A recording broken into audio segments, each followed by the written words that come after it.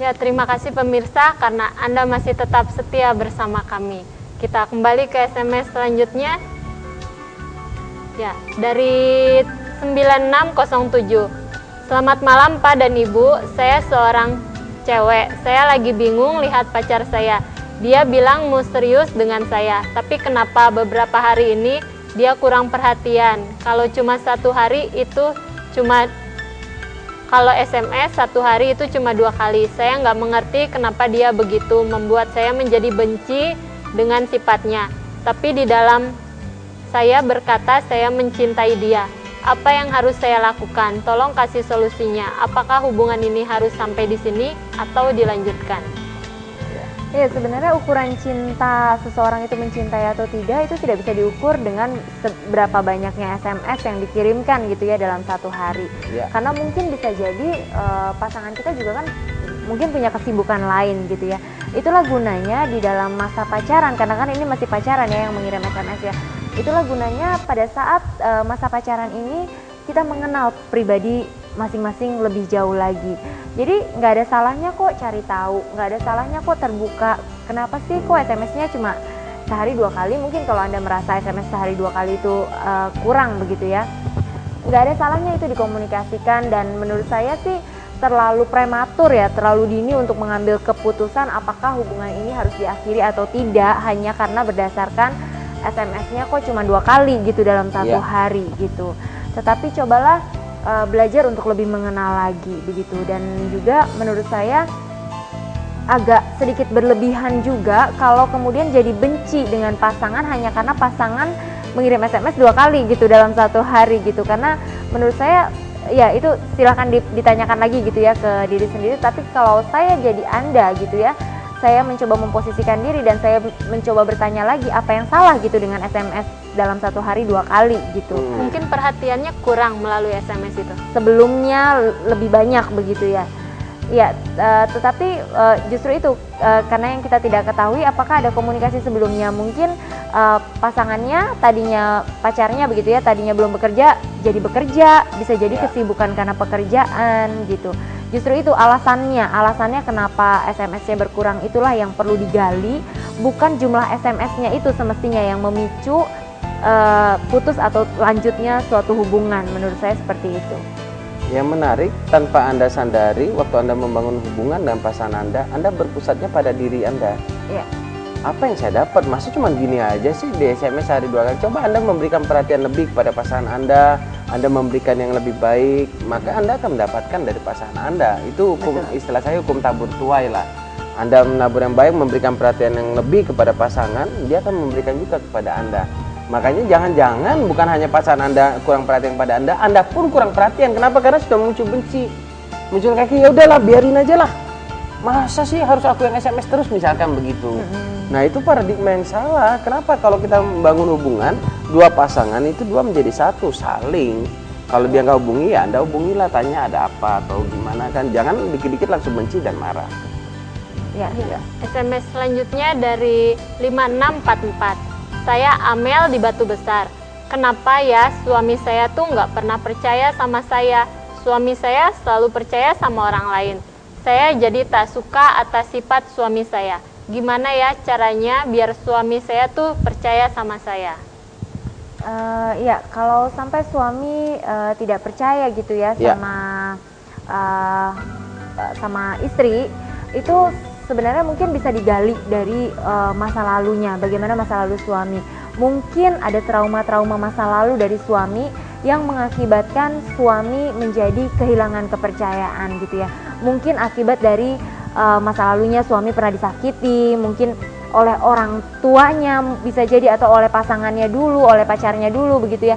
Ataupun jangan-jangan dengan Anda sendiri gitu, jangan-jangan Anda pernah nggak membohongi suami atau menyakiti hati suami tanpa Anda sadari begitu, sehingga membuat kepercayaan suami kepada Anda menjadi menurun. Tetapi menurut saya kalau hal itu terjadi, sebenarnya rumah tangga ini kan pada prinsipnya 2 menjadi 1 ya. Jadi apabila suami sudah mulai curiga, sudah mulai tidak percaya, menurut saya tidak ada salahnya kok menunjukkan semua data-data bahwa suami kita ini tidak beralasan sebenarnya untuk mencurigai kita, karena memang tidak ada apa-apa yang kita sembunyikan dari suami kita. apabila kita terbuka, kita apapun gitu ya yang ada pada kita adalah kita menyadari bahwa itu adalah milik bersama, dua sudah menjadi satu. Saya rasa suami pun sudah tidak lagi punya alasan begitu ya untuk curiga gitu. SMS dilihat kita nggak marah, Ya, telepon misalnya seperti itu. kita di depan suami nggak sembunyi-sembunyi misalkan. Dompet dibuka nggak marah, Iya, begitu diambil baru marah. dia marah ditanya mau makan nasi goreng Keperluannya ya udah ambil apa? aja kan gitu. Ya pemirsa, kami mau ingatkan kepada Anda untuk menceritakan setiap permasalahan Anda, apapun yang menjadi permasalahan Anda saat ini, baik yang berhubungan dengan tema ataupun yang tidak berkaitan dengan tema pada malam hari ini. Anda dapat menceritakan setiap permasalahan Anda kepada kami dengan menghubungi kami melalui SMS di 0819 081 74 kali 1. Ya, saya ulangi sekali lagi. Anda dapat menghubungi kami melalui SMS selama acara ini berlangsung di 0819 081 74 kali 1. Ya. Ya. Ada yang bilang pertengkaran itu bumbu pernikahan. Bagaimana menurut Bapak? Nggak apa-apa sih kalau orang bilang pertengkaran itu merupakan bumbu pernikahan, tapi ke bumbu kalau kebanyakan juga jadi racun kan gitu ya. Bumbu kalau kebanyakan juga rasanya nggak enak gitu ya. Iya, makanya kalau ibu masak kasih garamnya 1 toples gitu kan nggak enak Bu ya. Ya, saya percaya bahwa pertengkaran sebenarnya bukan menjadi bumbu sebenarnya, tapi yang menjadi bumbu dalam pernikahan adalah bagaimana kita memupuk cinta, membangun keindahan bersama, saat-saat mengesankan bersama, saling memperhatikan, saling menyayangi, saling menyentuh dan sebagainya. Itu yang menjadi bumbu yang meningkatkan rasa dalam pernikahan kita. Jadi kita jangan melihat dari sisi pertengkarannya. Pertengkaran memang nggak mungkin dihindari dalam rumah tangga. Setiap keluarga pasti punya pertengkaran. Pernah bertengkar. Tetapi bagaimana kita mengatasi pertengkaran itu yang menjadi penting. Bagaimana respon kita terhadap pertengkaran menjadi penting. Kalau kita banyak hal-hal yang indah dalam rumah tangga yang bumbunya sudah kita bangun dengan indah di dalam rumah tangga, maka pertengkaran ini menjadi satu bagian yang kecil.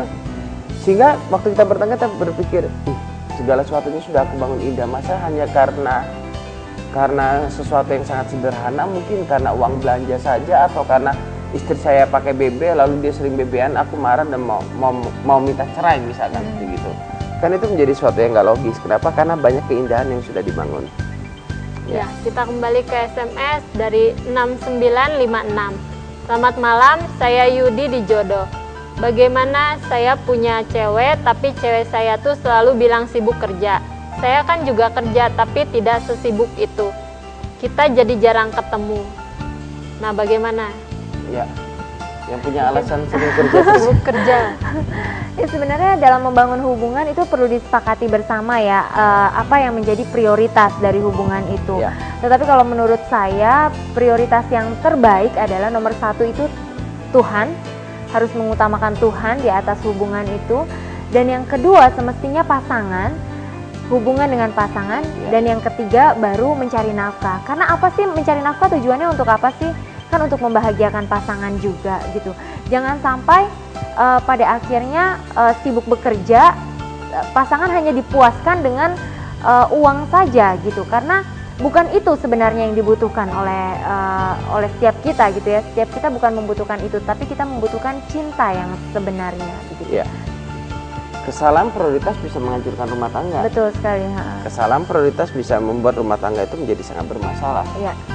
Banyak orang, kenapa sih banyak rumah tangga hancur? Karena mereka memiliki prioritas yang salah. Karena mereka berpikir yang penting uang dulu deh.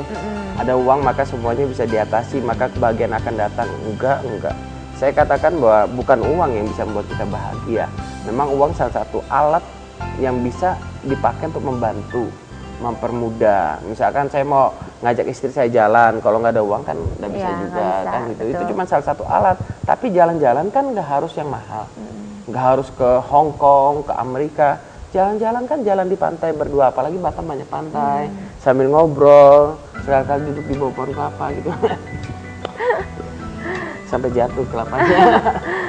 Ya, dan ini mumpung ini kan masih pacaran ya, mumpung masih pacaran sih menurut saya ada baiknya dikomunikasikan supaya masalah ini jangan sampai berlarut-larut ya, didiamkan. Nanti ketika sudah menikah situasinya sudah semakin menjadi sulit gitu. Tapi kalau masih pacaran gini dikomunikasikan masih lebih enak. Ya, betul sekali. Ya, kita baca SMS selanjutnya dari 5841. Pak, saya mau tanya, istri saya kadang sayang sekali, kadang juga sering marah. Kenapa ya, Pak? Cemburu ya? Bagi saya istri Anda masih hidup. Karena bisa marah, bisa enggak, bisa marah, bisa enggak gitu ya. Menurut saya itu normal sekali, Pak. Kita dimarahin istri, kalau kita ada salah ya kita tinggal introspeksi diri, kita memperbaiki diri. Nanti kalau istri nggak marah kan kita juga bingung, kenapa nih kok senyum-senyum sendiri gitu kan, kayak orang gila. Nggak apa-apa, kita komunikasi saja. Justru kalau istri marah, kadang cerewetin, kadang-kadang kan marah katanya artinya sayang, dicemburuin katanya sayang. Ya sekali-kali kalau dicemburuin nggak apa-apa. Jadi nggak apa-apa, itu suatu hal yang normal dan tidak perlu ditakutkan atau menjadi sebuah masalah yang besar dalam hidup.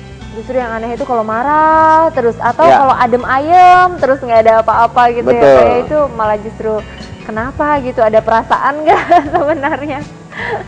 Bapak jalan sama cewek dia senyum saja, nah kan aneh kan? Nggak ada rasa cemburu. Nah pulang itu malam dikit gitu dicuekin, oh udah pulang ya. Kalau itu perlu dicurigain, kalau bapak jalan sama cewek dia kok nggak ada Santai-santai aja marah-marah gitu ya. cuma senyum saja, nggak nanya siapa itu. Wah, saya rasa ada yang salah deh dalam rumah tangganya kalau begitu. Ya, pemirsa, kami mengingatkan kepada Anda untuk dapat menceritakan setiap permasalahan yang Anda hadapi pada saat ini dengan menghubungi kami melalui SMS di 0819 081 74 kali 1. Apapun permasalahannya itu pemirsa, Anda dapat meng-SMS sekarang juga, jangan ragu lagi, jangan bingung. Anda dapat ambil handphone Anda sekarang juga dengan SMS kami di 0819 081 74 kali 1. Nah, bagaimana cara menghadapi pertengkaran? Cara mengatasinya gitu. Kadang orang bertengkar gitu. Cara mengatasinya bagaimana? Tips cara mengatasi pertengkaran yang baik begitu ya. Sebenarnya pertengkaran itu kan tidak bisa dihindari begitu ya dalam rumah tangga, sebagaimana yang tadi kita sudah sepakati bersama begitu ya. Tetapi bagaimana kita bereaksi di dalam setiap pertengkaran itu, itulah yang kemudian menjadi sesuatu yang penting. Yang paling penting adalah dalam setiap menghadapi pertengkaran, yang perlu kita kedepankan adalah sikap rendah hati dari dalam diri kita. Karena apa? Sebenarnya dari setiap perbedaan yang ada antara kita dan pasangan kita, mungkin beda pendapat, mungkin beda sudut pandang. Seringkali perbedaan-perbedaan itu terjadi bukan karena siapa yang salah, siapa yang benar, bukan. Tetapi seringkali perbedaan itu terjadi hanya karena masing-masing pihak punya sudut pandang masing-masing, punya cara pandang masing-masing yang menurut masing-masing itu adalah yang terbaik, begitu. Nah, dengan salah satu pihak mau bersikap rendah hati begitu ya, apalagi kedua belah pihak ya, kalau mau saling bersikap rendah hati, sebenarnya yang terbaik bukanlah pendapat dari si istri ataupun bukanlah pendapat dari si suami. Yang terbaik adalah ketika kedua pandangan itu disatukan. Ketika sinergi ini terjadi, bukan A yang terbenar, bukan B yang terbenar, tetapi ternyata seringkali opsi C yang terbaik, yaitu gabungan di antara dua pendapat itu. Ketika kita rendah hati, sebenarnya kita punya peluang untuk kita bisa belajar untuk menjadi pribadi yang lebih baik lagi. Kemudian yang kedua yang bisa kita lakukan adalah kita bisa seringkali ya dalam paradigma kita berusaha untuk merubah kebiasaan dari pasangan kita gitu ya. Karena kita beranggapan bahwa kebiasaan kita itulah yang terbaik, itulah yang terbenar begitu. Tetapi sebenarnya merubah pasangan itu bukanlah sesuatu yang bisa kita lakukan seorang diri. Artinya pasangan mau berubah atau tidak itu bukan tergantung pada kita. Pasangan mau berubah atau tidak itu 100% tergantung dari pribadi pasangan itu sendiri. Apakah pasangan kita mau berubah atau tidak. Nah, bagaimana caranya supaya kita bisa menggerakkan gitu ya, atau mengarahkan pasangan untuk bisa berubah gitu ya. Mungkin menurut kita pandangan kita terbenar begitu ya.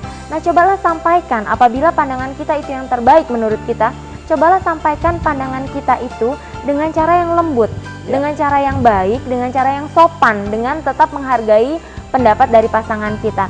Dan tunjukkanlah gitu loh, di mana sisi baiknya, yang menurut kita terbaik, yang menurut kita terbenar, yang menurut kita lebih efisien daripada pandangan pasangan, tunjukkan gimana caranya gitu. Dan kemudian yang ketiga, kita juga harus bersikap sabar terhadap pasangan, karena yang perlu kita ingat bahwa pernikahan itu bukanlah tujuan, bukanlah akhir dari segala-galanya, tetapi pernikahan itu sendiri adalah proses. Proses apa sih? Proses pembelajaran supaya dua